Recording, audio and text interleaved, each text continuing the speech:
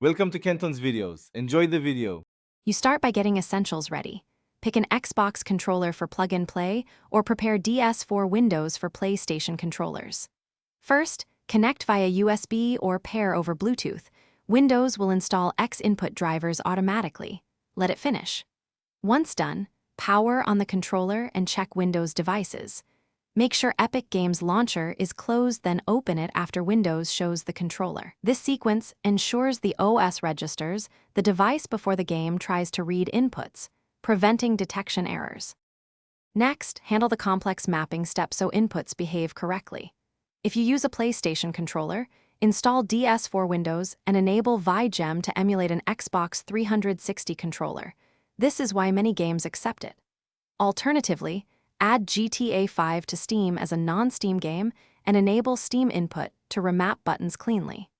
Once the emulator or Steam input is active, launch GTA 5 from the Epic Games Launcher. Make sure the emulator stays running. This ensures the game reads the controller layout correctly and avoids inverted or missing buttons.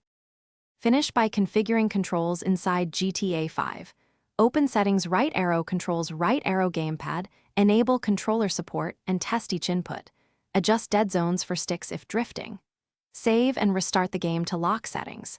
If inputs are delayed or missing, switch USB ports or use a different cable. USB data lines commonly fail. Troubleshooting tip. If the controller is not detected, check Device Manager for driver errors. Uninstall/reinstall the controller driver or repair Bluetooth. This usually